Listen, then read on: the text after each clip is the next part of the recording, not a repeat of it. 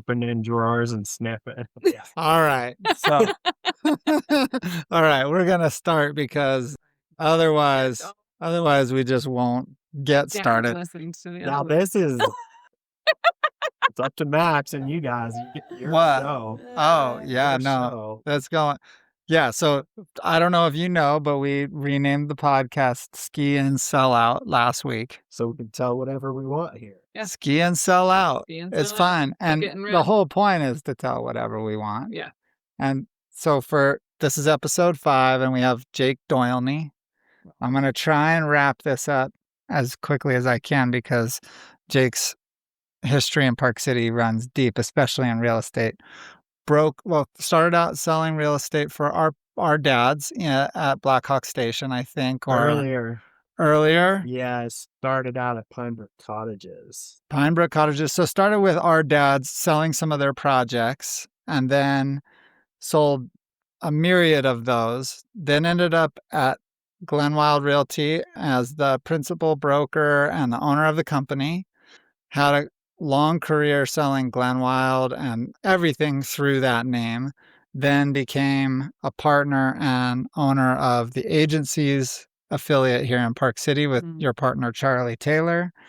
And then after a few years of that, became the principal broker for Christie's International Real Estate in Park City, which ended up becoming quite a family affair because now you're there, Molly's there, that's my sister, me, Jonathan, Molly's husband is there, Molly's partner is Rachel, who married Molly's ex-husband. So it's a very Utah. I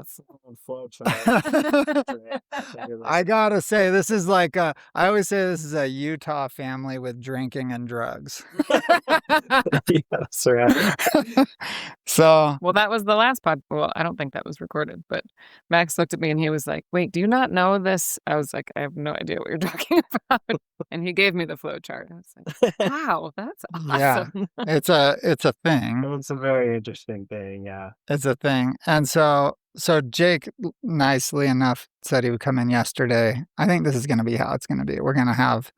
It's going to be last minute invites, but our first interview with a realtor in town was Christine Grenny, and she had some fun with it. She went straight into work mode, like realtor mode, which is awesome. But she's always so funny and giggly and laughy. And we talked about this after. We were like, oh, that was really fun. But wow, she really like dialed in the Christine Grenny professional mode.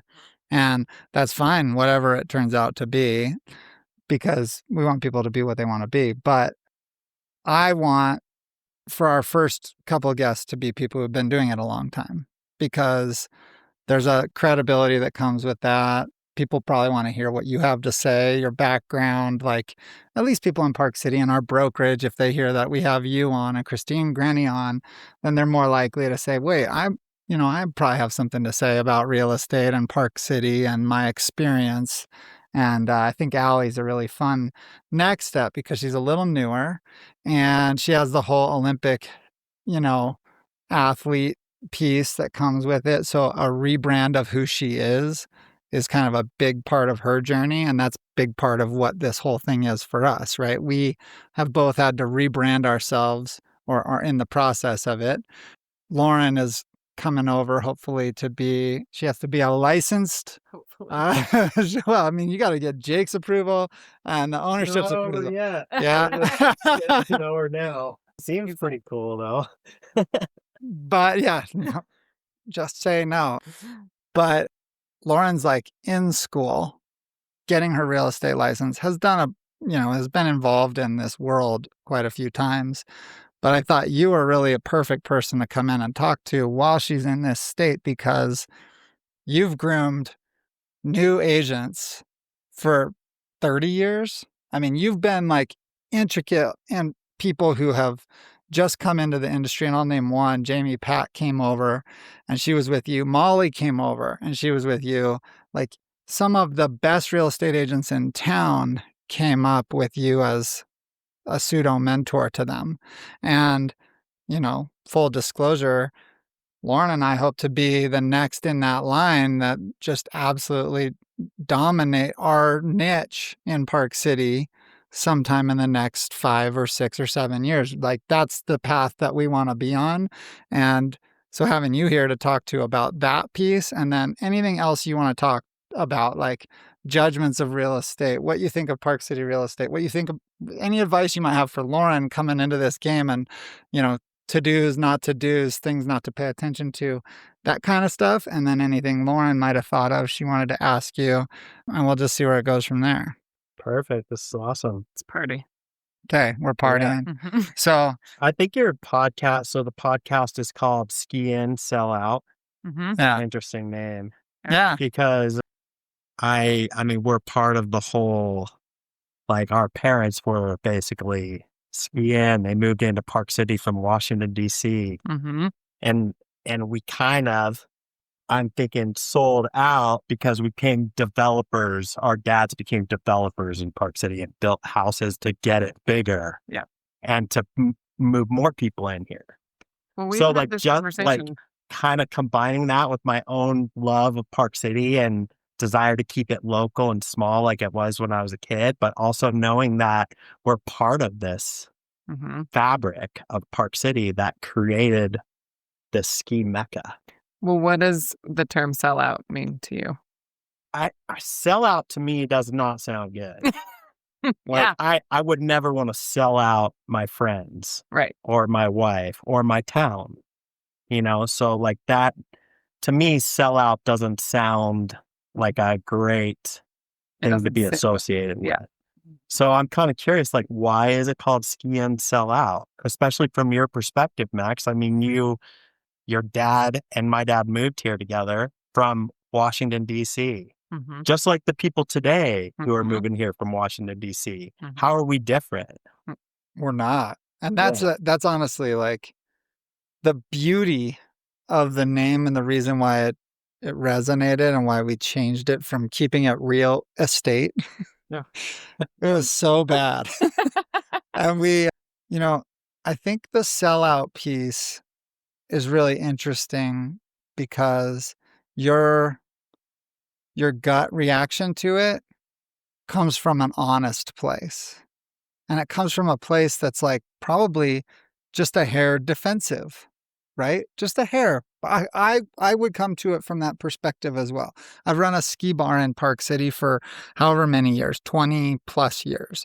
And the lion's share of people who consider themselves locals or like dirtbag locals, when they talk about real estate, they think of it as like a sellout career in a town like this. And that rings true in Aspen, in Vail, in Jackson Hole, in Bozeman, Montana.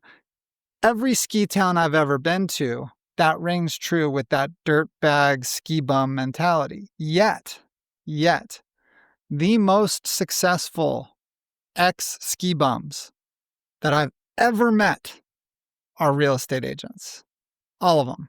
I have not met very many ex ski bums who are successful who didn't, quote, sell out in some way, whether it meant going into real estate or selling Smith goggles or some version of selling out on the ski industry side or working for Vail Resorts or Altera Mountain Company or something like that could be considered selling out, right? Like that judgment. I want to wrap my head around that term sell out because I don't see myself as a sell out. Right. You know, I see myself as a true local. I see like our family as like having a big part of this community and how it got to where it is today. And there's a lot of pride there in what they did. Right. Yeah. And I mean, it took me a while in my 20s. Like your dad was basically trying to talk me into selling real estate for 8 years. Yeah. Maybe 7 years, whatever. I was a ski coach, which I love, for Park City ski team, and a teacher at the Park City Winter School. Mm-hmm. And I went to shucks almost every night. If I missed a night, I was like, what did I miss? And like he was that like, was a good life. you can't go to Stanford, get a degree from Stanford in quantitative economics and be a ski coach.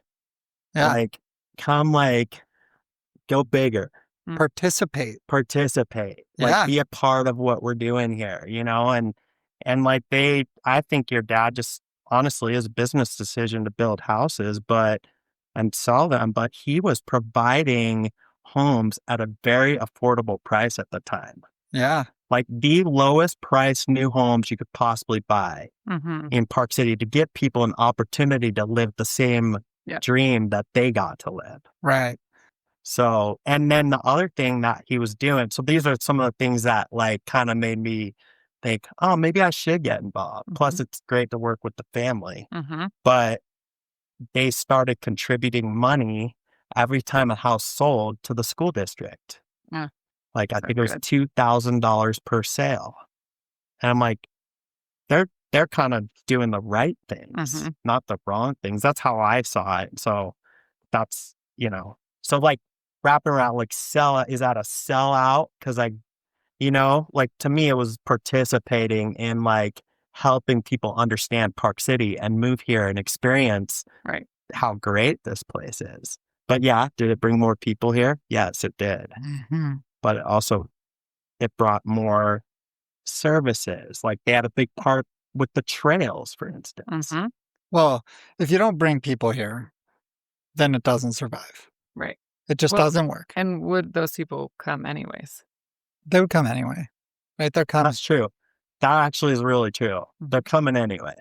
And some other builder's going to do it who won't contribute to the schools, who won't have sidewalks in their neighborhoods. Right. And it won't map out a trail system, the Glenwell Trails, for instance. Yeah. Like I remember walking the land where the Flying Dog Trail is and taking pictures every like so often till there was a corner and it disappeared. And I'd take a picture, go up to that corner, take a picture.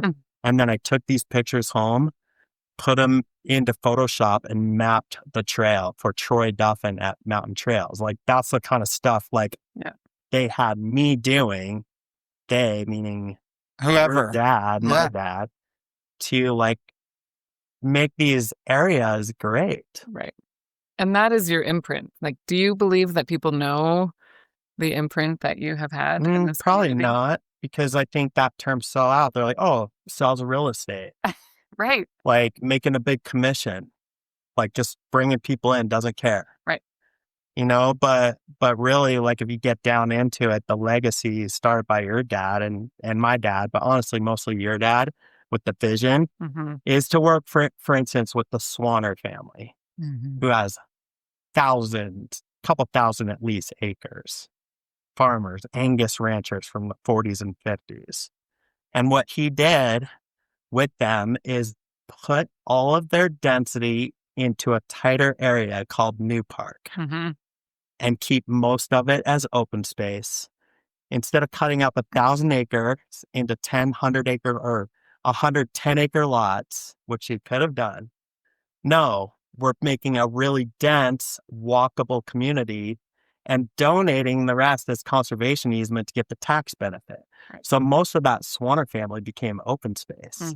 Whereas another developer, they could have called another developer. Jim had said no, and they would have done 110 acre lots, and there would be no Swanner Nature Preserve right now.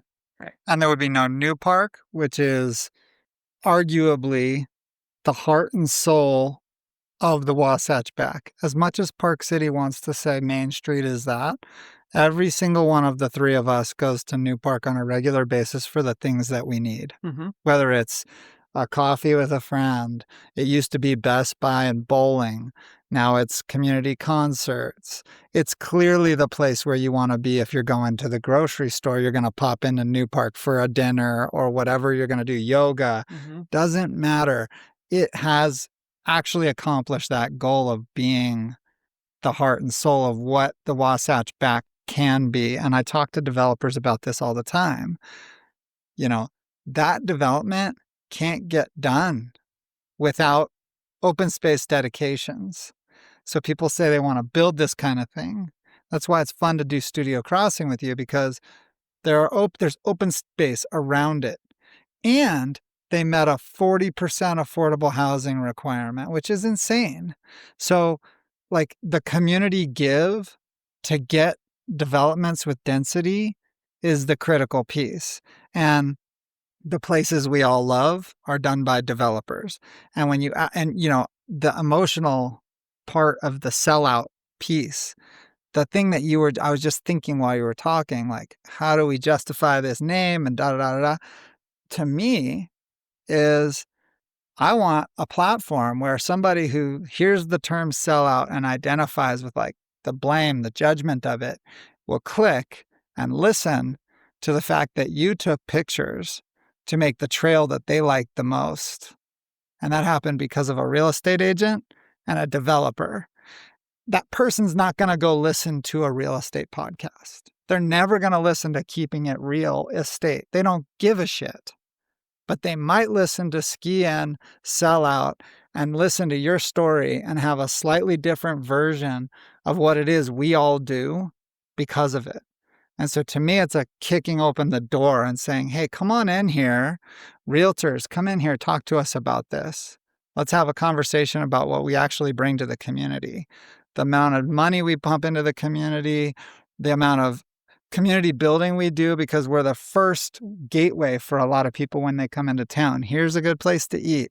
Here's when to drive around. Don't go to the grocery store at 4:30. Like, don't complain about traffic if you're going to the grocery store at 4:30. These things all happen because people who care about the community participate, and realtors, the best ones especially, they really care. That's what we got out of Christine. That's what I get out of our sales meetings. That's what I get out of meeting people who have a good realtor. They're not going to use me because they love their person. They're friends with them. They've gotten a lot of good advice from them. This name hopefully draws a few people in and allows them to get to know us a little bit better. And so maybe it's the carrot or the hook that's out there that hooks them. That's a little different from a regular real estate podcast. Well, and I think just the platform of making it available, the conversation available, is how we will get there. Like, we are all hardwired for connection. That's what humans do. And if I have a judgment or an assumption of what this world is, which that is partially how we got here, as Max and I have had lots of judgments and lots of assumptions and lots of feelings and lots of unwindings. And if we can have a platform where somebody happens to listen and they're like, oh, I know him. Holy shit, I had no idea any of how much he is woven into the fabric of this community. My assumption was he's just some realtor that's in it to make a bunch of money. Yeah. That's a win for me. That's awesome. Yeah. I mean, one of my favorite things and when I show new people around is like I have all these stories, like 50 years of stories from living here. And like I just love telling that story, and it kind of connects with people, and they can see the appreciation I have for Park City, right? And what it's given me and my family, and like what our dads did and moms, and the whole crazy flow chart of our family has done. Hey, I wanted to just comment on one thing about you're saying like new parks, kind of whatever, the heart of Park City, but really, like I will say, like I do miss, and I get it. People are out there going to be like, Main Street is the heart of Park City, but and Main Street for me does have a special place because, and for people who have been here for a while, like you guys, that was the heart of Park City. You go to the post office on Main Street, it's still there. It's one of the cool things about it. But when like I was a kid, I went to elementary school at Marsac, and we'd walk down the stairs and go to the candy shop on Main Street. You know, like my mom had a store there. Like my dad worked up there. You know, like that was the town. So I do believe like there is still like that special place that Main Street is, that we should try to maintain that. But like in life, I mean, it's great to look past, like the history tells you how you got to where you are today, the world, right? So history is really important, but we always have to have a vision for what's the future. Like, where does this go now to keep the vibrancy of the community? And so like, yeah, there's New Park. We need that, but we also need Main Street. Yeah. And I think that still is a very important part of our city. But it's like, where do we go now? Instead of looking backwards, where do we go now with it? Well, it's interesting. I was actually having a reflection on this recently, and it's funny how much it ties into your all's family and all the things, which is all clicking as we're talking. But my husband and I lived on Daly forever, and did he work at Shucks when we lived there? No, I think he had stopped. But anyway, our connection to in town was deep. I didn't want to leave living in town. I still love Daly Canyon. And our post office box was at the post office on Main Street. And we had a baby when we lived there. And I would, put her in the stroller and walk down. I mean, it is the sweetest, most fond memories. And when it came time for us to decide to buy a house, we looked at a few houses in town, one of which was on the bottom of Daly, which we should have bought. Wow.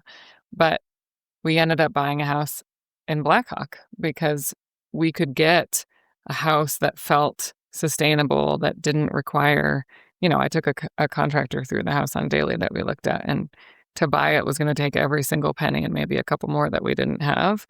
And I said to the contractor, I'm just afraid that we buy this house with all of our money, and then in a year, you're going to tell me I have to put in $100,000 because it doesn't have a foundation. And he was like, or 3 or 4. And I was like,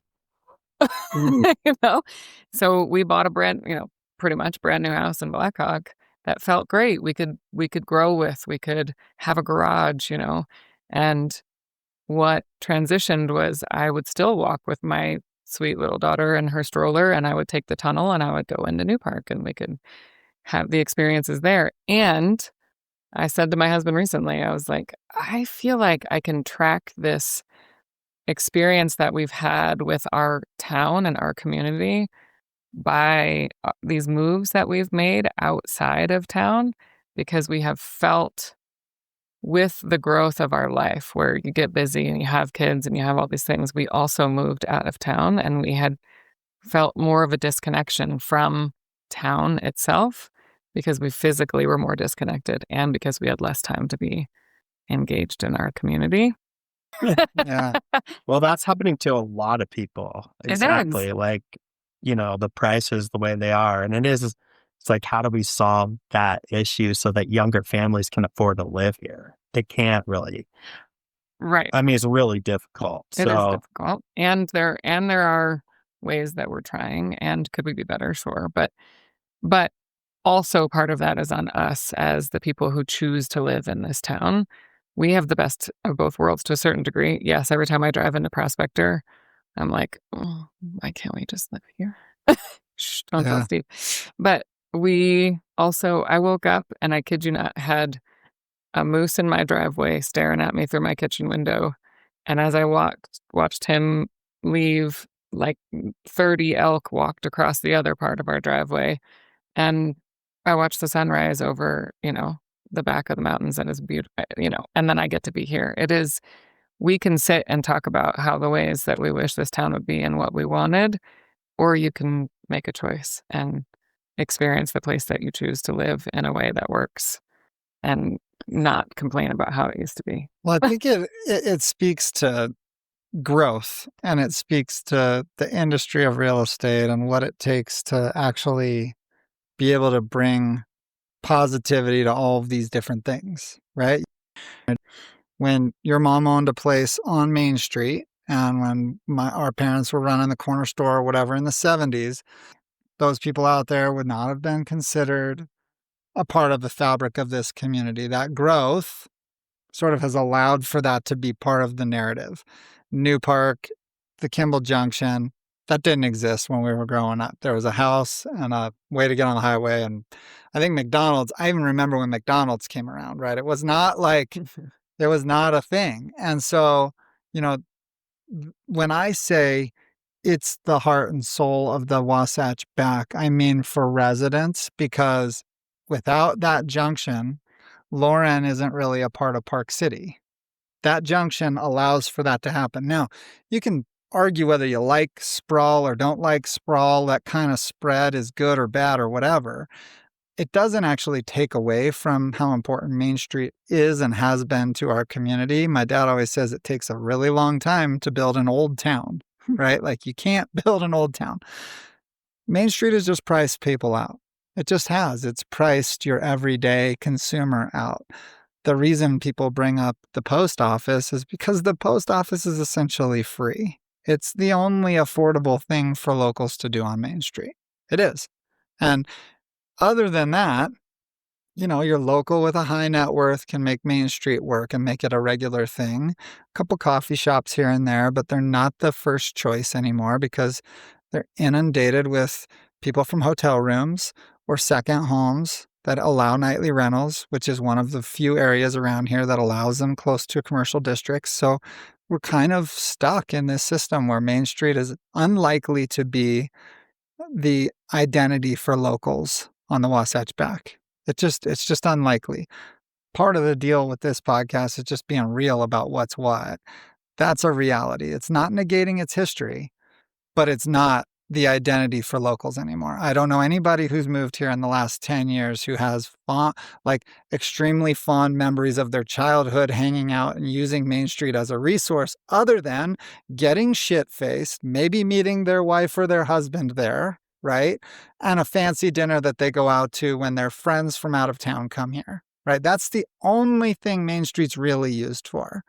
Going to the Marsac for city council meetings for 4 years was amazing because I left the Marsac every council meeting night and we went down to Old Town Cellars or went to some bar on Main Street and had a drink. That made me feel connected to it again. But without that, I can't remember the last time I went to Main Street for anything. And I lived on the park this year. I mean, I went up there for coffee a couple of times, but that's it. So, well, what do you go to Main Street for? Pretty much what Max said. A drink here and there, a nice dinner. I honestly like kind of if I'm mountain biking or hiking or something and I come back down through the town or drive over Guardsman's from Midway and you come down, it just has this really cool feeling. Oh, yeah. So I just like getting that feeling occasionally of the history of the town and the historical element and what it feels like to come out of the mountains and hit it. Yep. Hit Main Street. Just and your office was up there. When you were at the agency, you had your office up there. We put our office on Main Street. And it was, look, there's a lot of it I don't like. Oh, sure. Now sellout, I can see some sellout on Main Street, but I get it, with the bigger brand stores, that kind of stuff versus the mom and pop stores. That's bringing it's losing some of that local charm, feel, right? And charm, but I still think it's super charming. I'm really proud that we have it in this community. It's just a cool, I can see why every tourist that comes here wants to see it because it's this cool historical mining street with interesting buildings and houses all around it. And the skiing comes right into it and the biking and it's just, so, but for me, it's like that, or going to Silly Market or Arts Fest or an event, right? I'll go up there for that, but I will still go to Devonta's.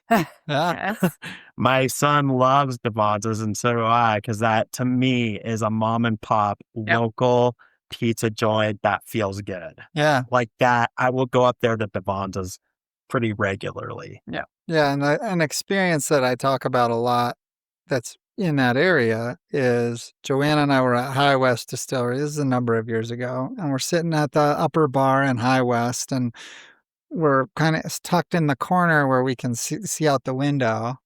And I was like, hey, babe, just close your eyes and then reopen them with this thought in mind. We're not in Park City. We're in any other ski town in the world. Open your eyes. Your bartender's all dressed up in some Western wear. They made us a bougie cocktail that tastes just like candy. It's so good. You turn around, you look out the window. Butcher's Chop House is just chock full of people spilling out onto the street. There are people skiing over a ski bridge, getting on a chairlift to go up to go skiing. If you just snapped out of it and you put yourself right here in any ski town in the world, you'd be like, holy shit, we have to move here. This place is awesome. People are skiing across the street. Look at, you got Devonza's in view. You got coffee shop right over here. Butcher's is going off. We just got this cocktail. People are taking their skis off and coming in to have lunch. Come on. 100%. I think about that a lot. Just that's why like I say look forward instead of look backwards. Like if you can just like snap yourself into the present moment, it's an amazing place. It's an unbelievable. It's amazing. And like some people ask me in real estate, they're like, are you sad? God, you've lived here since 1974. Like, are you sad with what's become of Park City?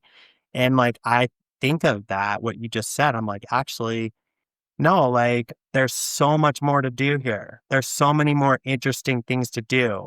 Like we've got this beautiful airport 30 minutes away. That's all brand new. We've had the Olympics here. We have all this mountain biking, these trails, the sophistication, cultural events. Like I just really think, and areas like New Park or how Midway looks these days, or like it just, there's so much excitement in the area as a whole. Like Max said, if you just dropped in here and didn't know any of the history, you'd be like, wow, I get it. Mhm. I get why the prices are where they are. Yeah, you choose it again. You'd choose it again. I would. I think I we mean, all I've have. traveled, and like your dad and you guys probably both traveled all over the world. Mhm. I've been to a lot of cool places in the world, and I think we rival all of them. Agreed. I mean, I think that is my short answer sometimes is it is easy if you live here long enough and have seen in your time here a shift in the town. You know, you could have lived here 10 years ago and you've seen a shift, right? And there is a track that a lot of people can get stuck on of like not liking the change, not liking the growth. And I always say, go try somewhere else, which is, it might seem rude, but it's true. We did.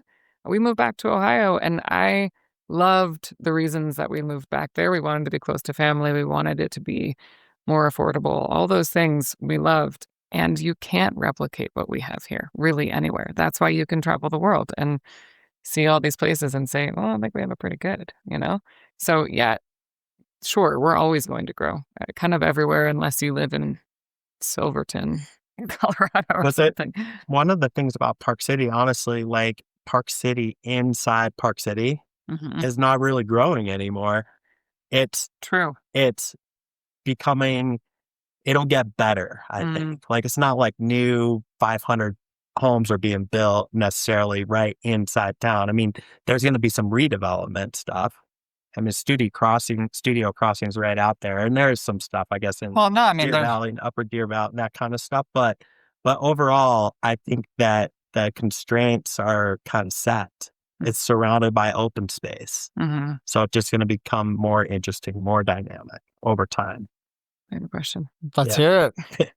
Will you tell me what does a day or an experience look like in real estate for you where you go home and pour yourself a drink and you're like, I love my job? Okay, well, so I have a couple different roles in real estate. Mm-hmm. One, I list and sell houses. I help buyers find houses.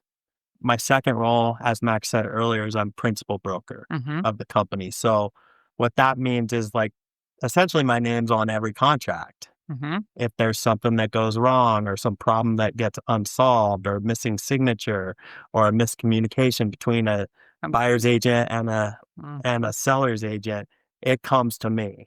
Mm. So like my best days are solving a problem Oh, nice. or solving a problem for another realtor. Because I've been doing this 27 years. So I've seen, you cannot see everything in real estate. Every transaction is completely different.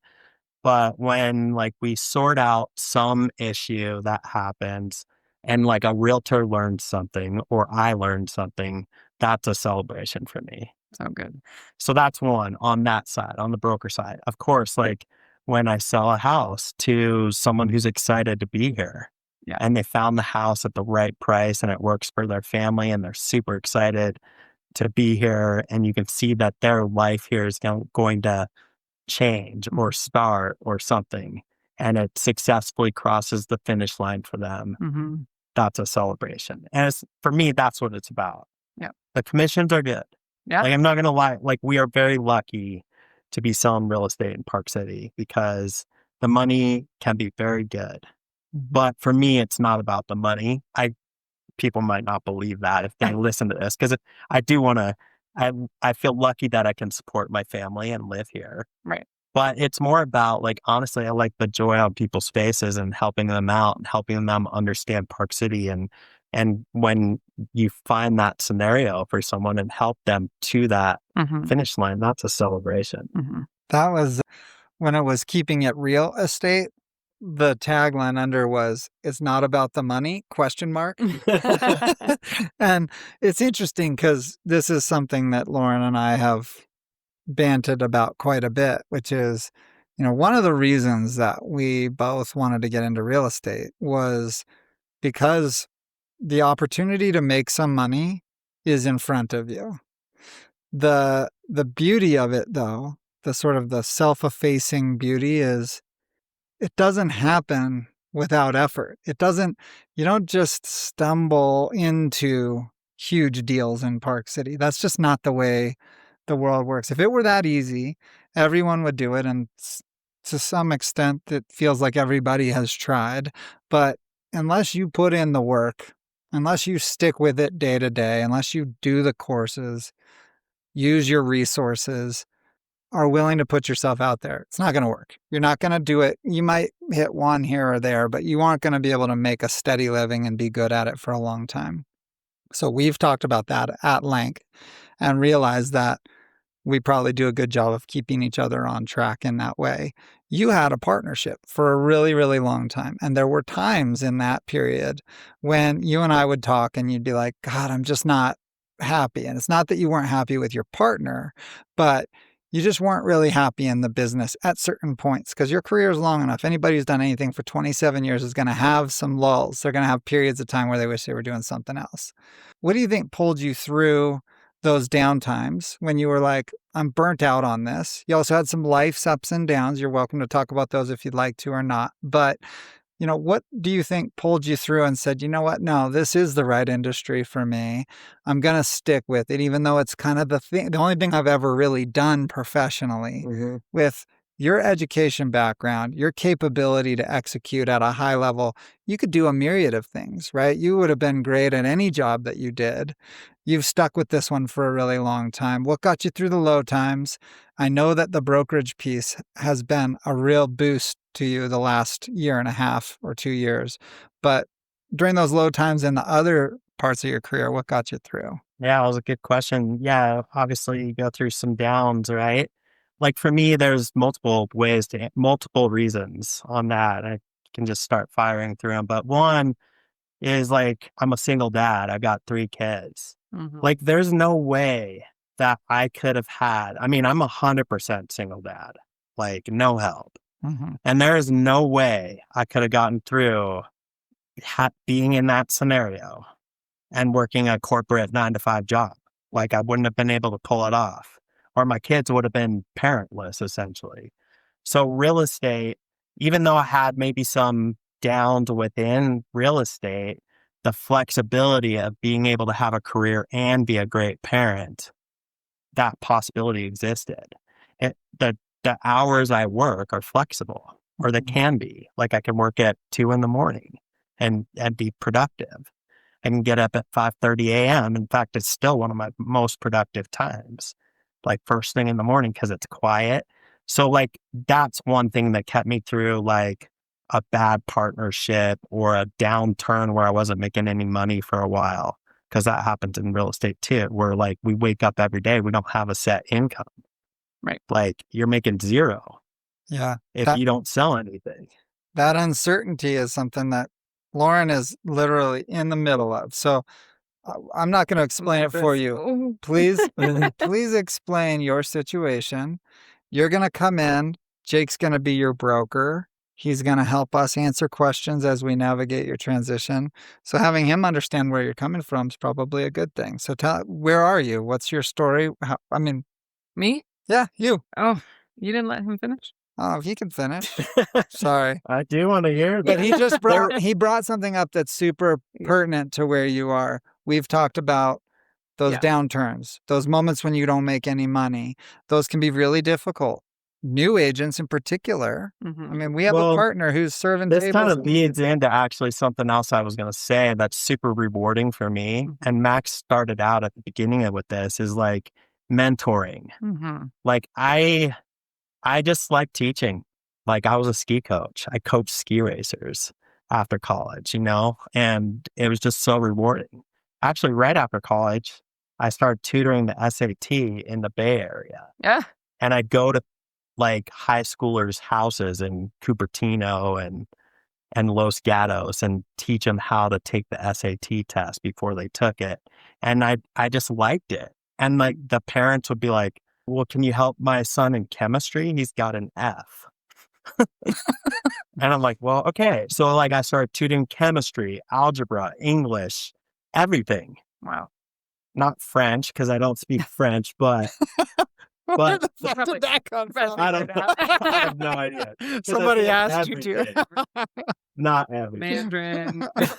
But the point is like, and then ski coaching and then real estate to me, like I started out like Molly Crosswhite started out with me, Rachel Retzer started out with me, Kim Drury started out with me, Jason Jens, Jamie Pack, like the list goes on and on. In fact, I sold a house to Tracy Jarrett, their first house. I sold a house to Karen McClellan, first house, Scott like I just really like helping people, right? Mhm. And a lot of the people I helped find a house for became realtors, very successful ones.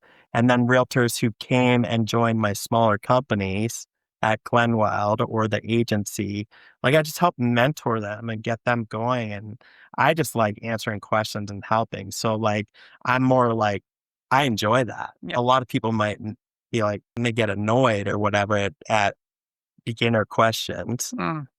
like, new questions, but not me. Like, so for you, as you get into it, like, I think that's an advantage of having me in your corner is like, I have patience with that stuff and I like it. Mm-hmm. Yeah, that's good. Which I will need. I'll be in your office or on your phone. Okay, the short version.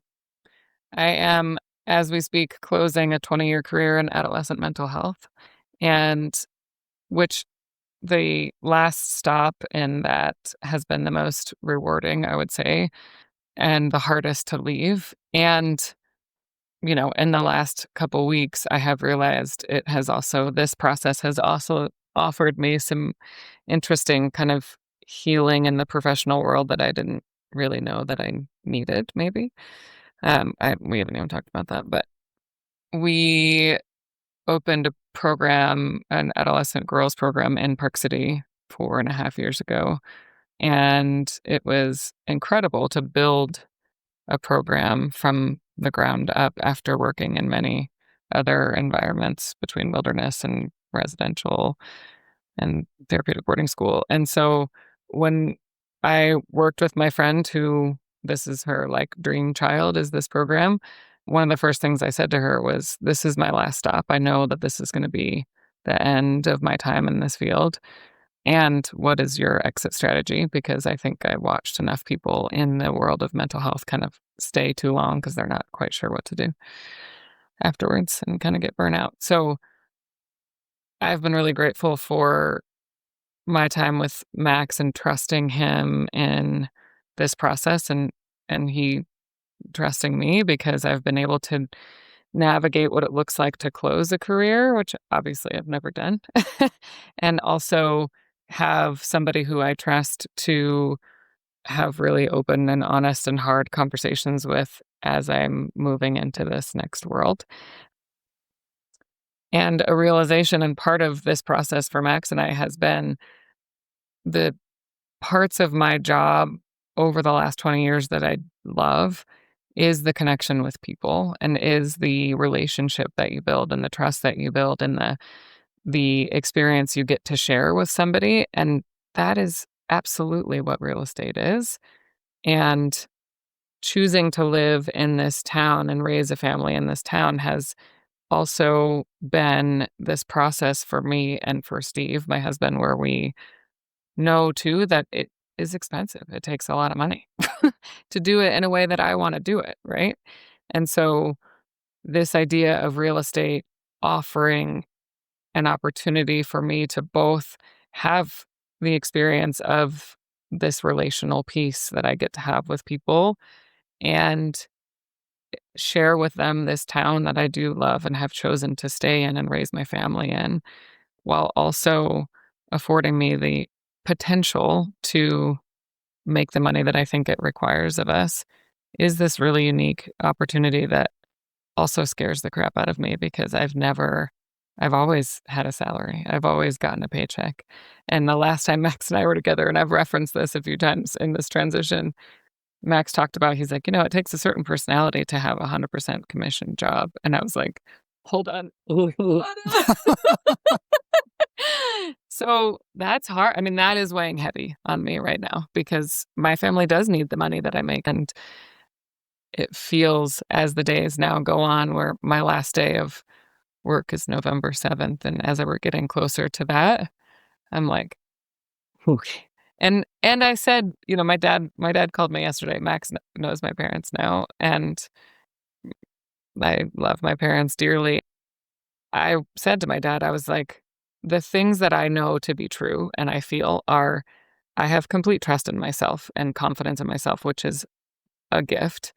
And I have a complete confidence in our relationship and my understanding and my trust in Max, which those two things I know are sometimes the hardest to come by. So this other piece will be fine. This soup that I'm swimming in I'm just letting the discomfort. You know what? Like I mean, if it's in your heart, like if you feel like this is the right move, Mhm. and we've all been through moments like this where we're Mhm. scared to do Scared. something. And like I just know, like, if it's in your heart, you want to do it, you're going to be successful. Mm. It's the work ethic you put in, but you can manifest stuff if you believe it, Mhm. right? Yeah. So like I think, like, if you believe it, you work hard, you're gonna be fine, and you're gonna be so happy you did it Yeah. because of the flexibility. I don't know how old your kids are. How old are they? They're 12 and 14. So, but you have more flexibility. Yeah. So Which is, yeah, that's like I have a lot of flexibility in my job right now, all things considered, but we talk about that all the time too, like what you said. yeah, I don't know how people have inflexible work schedules and do it. I mean, I know there's lots of ways, people can do it, but that is something that feels like a non-starter for yeah. me. But like for me, like I took the same leap Mhm. when I started real estate when I was 27, and then I Yeah. had a family, decided to have kids, and it's like another a leap. I switched from selling new home sales with your uncle to running my own brokerage, and that was scary as shit, Yeah. And then, like, just recently well, there's more, but, like, even within the industry, you're making changes. Like, I was partner at a company called The Agency. I had just signed an extension on a franchise agreement, and, like, I left it because something else was in my heart to do something else, and it's been great. And every single thing like that along the way in my life has I mean, knock on wood, but it's turned out well because I believe in my heart that was the Yep. right thing to do.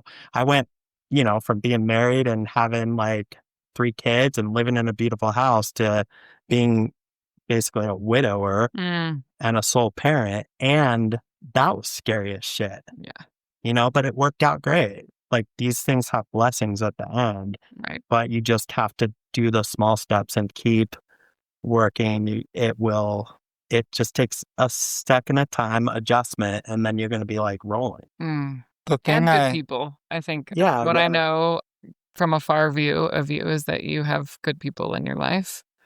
yeah. Good people in my life, for sure, all of us need that, right? And support, like your parents or just your husband and your kids, they're gonna support you, and they're there for you. They're gonna be encouraging you on those times where, like, "God, I haven't made any money for Mhm. 8 Mhm. months." I'm just making that up. I mean, but then you sell something. Yeah. The average price of a single family home in Park City is $4 million. Yeah. Like, if it's a 3% commission, that's $120,000. Yeah. So it makes up, like, even if it's like For all the sweating. a two, not that this exists really anymore, but even if it's like a $200,000 place, that's $6,000. That's Mhm. like, buys you some time. yeah, I think there are a couple things that I continue to draw like through lines for people who are reasonably successful in the real estate industry, and Lauren and you, Jake, clearly have both of those, which is first, like a certain amount of humility, right? You know who you are and you're comfortable with who you are. You're also comfortable enough with who you are to say, I know I can be successful in this, right? Like you have to be able to look yourself in the mirror and say, I know I can do this and I can do it well. I can do it better than a lot of the people I see doing it. Mm-hmm. And that's not to degrade other people. That's not. It's just knowing that when your feet are to the fire, you have a history of executing. And when you execute well, and you do it with respect for the people you're working with, and you do it with respect for yourself. If you have those things, you have the ingredients to do well in almost any career, but in a 100% commission-based job, in a situation where you have to be in front of other people who know that you're going to make a lot of money on the deal, Mm-hmm. you have to be comfortable saying, I know I'm going to make a lot of money on the deal. I'm going to show you that I can earn it. I'm going to show you that I'm worth it. And, at different stages throughout the process, you show them and you're comfortable saying, this is why, right? This is why. Now, yeah, you could get it from a variety of different agents. I happen to know them all and they're all good people, but I am undeniably a part of that group. So trust, and then I'll deliver. And both of you guys have that in spades. Most of the people we have at Christie's have that in spades. And that's why, like, Jake, you've known me long enough. I'm not like looking to jump into partnerships with people who can't carry their weight, right? Like, that's just not something I'm going to do. I've had the offer to do that a number of times in different avenues, and I know when to say no. And when Lauren mentioned that she was willing to do this, I was like, that's my person.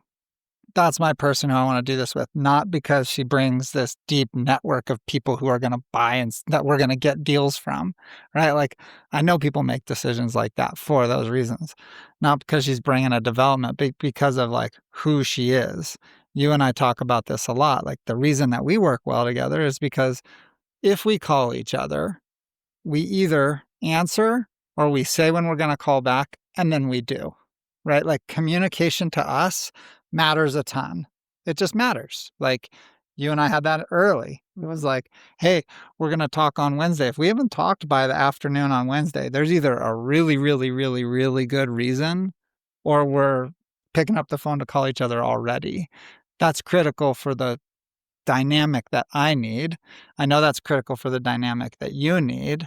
Not that this is going to be a thing, but that's something that matters. And when you choose partners, that's the kind of thing you learn from experience. You manage teams in the brokerage. You see this. You see these problems percolate to the surface. How high on that list is communication? How have partnerships worked, in your opinion, within the real estate industry? There's the lone soldiers out there crushing it. Almost everybody's had a partner at a time or somewhere in their real estate career. You've done it both ways. What's your opinion of that? Well, a couple things that I want to say. Also, like your background. I'll answer that. Yeah, that's fine. Your background in mental health. Mm-hmm. I mean, like you said, when you're talking, is going like that's in your heart. You know that is real estate. You're right. Mm-hmm. Like, Yeah. we are dealing with psychology Yeah, all the time, all the time. and so that is going to help. Sometimes psychosis. Psychosis. Yeah. The other thing is, like, in life, when there's something in your heart, you want to try something. If you don't try it, you're going to regret it forever. It's still there. It doesn't go anywhere. It doesn't go anywhere, but you got to sometimes like try what you want to try. Mm-hmm. And like, if it's like, whatever, if it's not what it was cracked up to be in your mind or your heart, Mm-hmm. then you make another change. Right. But like there's no turning back if it's already something in your heart that you want to try, because if you didn't do it now, Right. you would probably be like, what would have happened if I did that? Right. You'd always have that question. Mm-hmm. And then as far as partnerships go, like, I've had partners and not had partners, and like every situation's a little different. Like, communication, like you said, in real estate in general, in mental health, whatever, is so key, but especially in real estate and between partners, you got to be in lockstep, because what you're telling, so if you guys are partners, you're talking to a buyer, and then that buyer calls you, Lauren. Mm-hmm. and they can't get a different answer from you than they got from Max. Like, you guys have to be lockstep on how and meeting about this stuff. And hey, I'm talking to this person. Here's where they're at. Like, so that if it just needs to be that way, where you're consistent in your communication with each other and with the people you're talking to. But on partnerships too, like talk about like what's in your heart. Like, I had the heart to like, hey, I need a partner. So I had a partner for years and years, for like 12 years, more than 12 years. Most of my real estate career, I've had a partner. And that was the right thing to do at the time until it wasn't. Yeah. When I was like, I'd had a partner so long that I don't know who I am anymore. Like, Yeah. I need to test this on my own again. So like, I took the scary step a couple of years ago, and like, that's when I unwound my partnership. How's it going? And I'm so happy I did it. It's the same thing. Like, if I hadn't have done that, I would have always wondered, or I would have been stuck where I was without making much of a change. But now, like, I can't look at it any differently, and I'm so happy that I did it. And Charlie's awesome. I love Charlie Taylor. Charlie, if you're listening. Nobody's listening. Yeah. No. I've looked. Nobody's listening. Okay. Oh, this whole time? Oh, nobody's not live. And nobody's listening on Spotify. Nobody's listening yet. There's like, Podcast? I think there are a handful of downloads, and most of them are probably Lauren and me and maybe Christine. I don't know. But like, You never know. you never know. Eventually, I'm going to be like, we got to listen to the first couple episodes. yeah, and see yeah, it could be a thing. Honestly, Okay, yeah, what was go. the scariest? Can you reflect on when you decided that it was time to be on your own? What brought you the most fear? Like, what was under the scary? when I had left the partnership a couple of years ago, the uncertainty. It's like doing a cliff jump in Lake Powell. You know, I'm just threw that example out there. Like, am I going to twist my ankle when I hit the water or blow my eardrum out? Like, just the fear of like, you know, I knew I could do it in my heart. Like, I'm like, I know I can do this. Like, I need to test this out, but it was a little bit scary, you know, to make a change like that and go from owning your own company to not. And to like, is this going to translate like into, for me, it was money too. Like, I have to support kids who are in college, and you know, like, what's the time going to be like with this new, is it going to screw up my flexibility that I have with my family? Am I going to still be able to sell stuff on my own, but also be principal broker? It just felt overwhelming to me. I think I was overwhelmed with the idea of making that change. Excited too.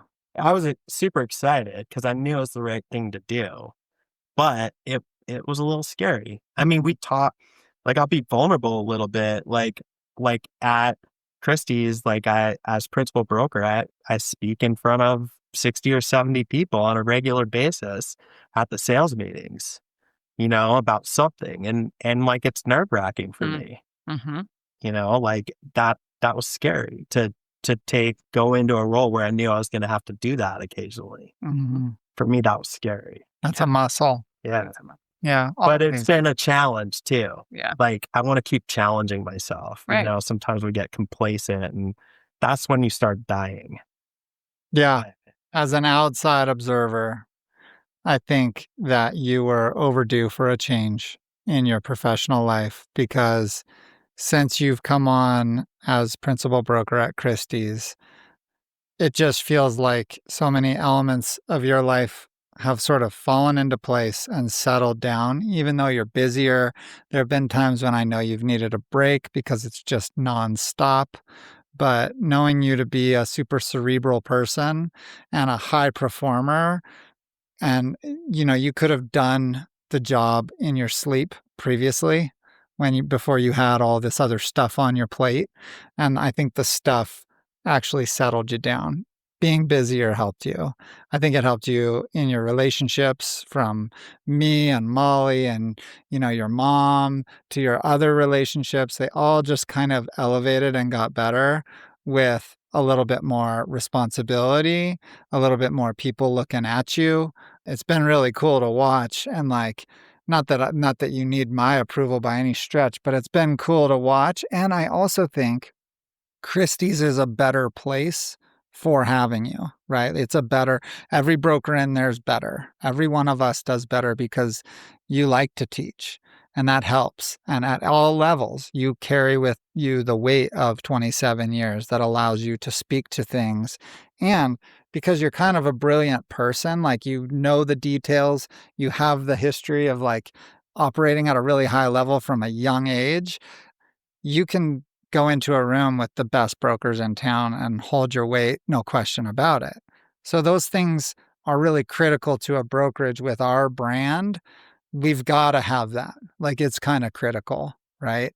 And so I think that we're all better off for it. But within that, because we've been doing this for about an hour, so we're going to let you go in just a second. I'm sure Lauren has another question. My question for you would be, as a broker, looking at Lauren and I do this, you've seen my last couple of years. You've helped me through some of my roller coaster.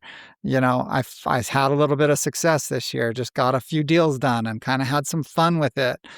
Got the pressure sort of off my back a little bit in terms of knowing that I can make this work.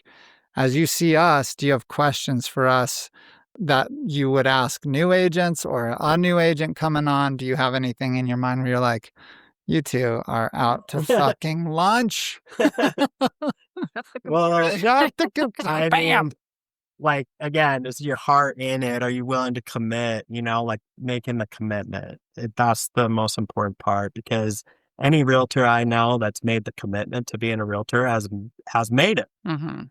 Yeah. Like, there's enough room for all of us to do this Mm-hmm. if you like commit to it. But you got to ride like maybe a little slow time, but then it's busy. Then, Max, I've seen you like do this year, like from like last year. You're like, you were partners too. But you're like, I'm going to go out on my own, do my own thing. I can get this going. And sure enough, you went and spent the time in Chicago at the ninja training and came back, and not that was it, but just the commitment of doing that has put several deals under your belt. So it just gives you a little bit more confidence each time. Mm-hmm. Like, and then like for me, it's been like that my whole career. Mm-hmm. Like I've been doing that same thing for 27 years. Each deal gives you a little bit more confidence, and then that deal is closed. It's done. Well, where's the next one? Yep. So it's a commitment. It's consistency it's just like with an athlete. Mm-hmm. Mm-hmm. Like you don't make it to be a gold medalist in the Olympics swimming if you don't have the day in and day out commitment. It's like you have to do it in real estate. It's just like any other sport or any other thing in your life. I think he's saying we're going to be fine. You guys are going to be fine. Yeah. I mean, that's what I heard. I think, yeah. I can tell. I mean, you're both people. Yeah. Like your history as a teacher, just you being you, social, and your history in the mental health. Like I can tell people that aren't going to make it in real estate. Mm-hmm. Mm-hmm. Yeah. Well, a good coach. They don't know how to navigate a social situation. Read the room. You got to be able to read the room. You got to be able to walk in a room and understand personalities and what like hot buttons are, like pick that stuff out pretty quickly and be able to handle it. Yeah. And you guys both seem to have that experience. I know you do, Max. And like, it seems like you would based on, that had to be, we all need mental health training, especially teenagers. Mm-hmm. So yeah, teenage daughters, believe me, I know. My daughter went through a lot, so. Yeah. How old is she now? She's 23. Oh, nice. She's 23, but yeah, that experience will translate. Mm-hmm. Yeah, I think cognitively, I think I've known that. And the more we get into it, I think I see it in a way that is helpful for me to trust. Mm-hmm. So, and then I'm here to fill in the gaps. Yes. That's like the whole thing is like everyone that started out under me or I work with now, like my role is to fill in the blanks if I can. Like, so when there's a blank in a transaction and you don't know, you need someone else to bounce it off of. That's where I come Yeah. Yeah. Is taking your picture for the podcast. in. He's not even going to tell you. I'm just No permission asked. Is Okay, it we last wrapping question. it up? Oh, Pretty last- close. okay. Pretty close. Yeah. What are you doing in 10 years? Tell me what you want. Oh, that's an awesome question because I know exactly what I'm doing in 10 years.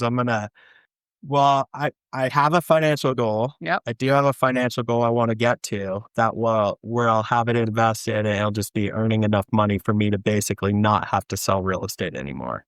Beautiful. Where I think it's great. I'm trying to figure out if I always want to sell real estate because I think it's important to keep your mind engaged and to real estate is I've been doing this so long that it's kind of nice to be able to talk about it with people and help people. And I think I could do that until I'm 85, to be honest with you.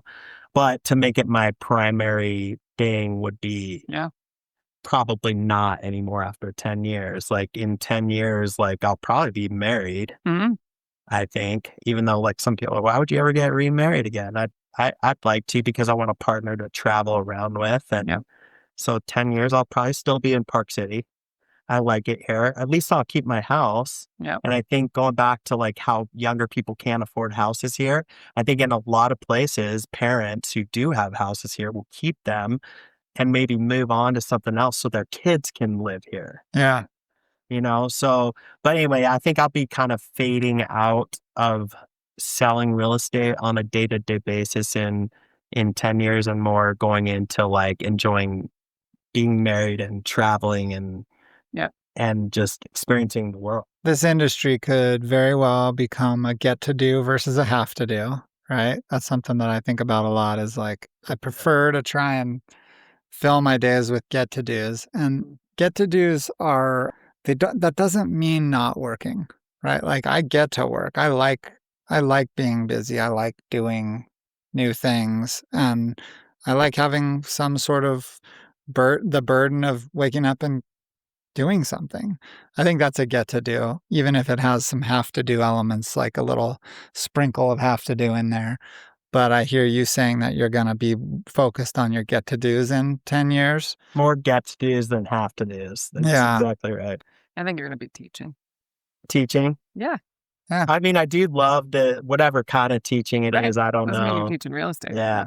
I don't know if I want to teach. Maybe I'll be a ski instructor at Deer Valley, honestly. I don't know. We'll see. That's a pretty get to do. One other thing on you guys, just the fact that you guys are doing this podcast in itself shows that you're going to be successful because this is innovate. There are obviously real estate podcasts out there, but committing to this, you can make it successful. This could be your thing. Mm-hmm. Yeah, I think we've talked about that. The podcast was Lauren's idea right out of the gate. It might have been a little different avenue. She was like, I think we should have a podcast because we are always giggling and yeah. And my first day was I think a lot of people think that about themselves. And I'm not sure that everybody finds all of those conversations all that interesting, but giving it a little bit of a direction with this real estate focus. And then the new name, I really like the conversation starter of what does sell out mean to you? Because I think it can mean a lot of different things, right? It can mean we want to sell out of all the houses in this one particular neighborhood, right? It can mean, but that can be a great thing. Like Jim and Mike Doilney were doing at the very beginning, was selling houses to people like Lauren and Steve who got to stay here and build a life in Park City and are a piece of the fabric of our community. That was the first house that I had. That was the first house that Molly Crosswhite had, right? The idea that these aren't the people that make a community is asinine to me. That is exactly what it is. Building housing for people so that they can start somewhere and work their way up is how you build long-term community. That is it. If you price people out completely, you completely fuck over the idea of having a long-term community. You can't do it. You have to have some elements of smart growth in order for communities to continue to coexist. And if you and I, when we're old, the three of us are old and we're in Park City, I want young people here. I want young people bringing music and art and fun and life to the community. If it's just me and my friends, I'm going to be leaving. I do not want to be here if that's the case. And they will not be able to come here if every house is $4 million. They just won't. That is not the reality of young people's lives. So we need a certain type of smart growth in order to make this happen. Real estate developers, real estate agents are going to be a part of that. And in my opinion, that is not selling out.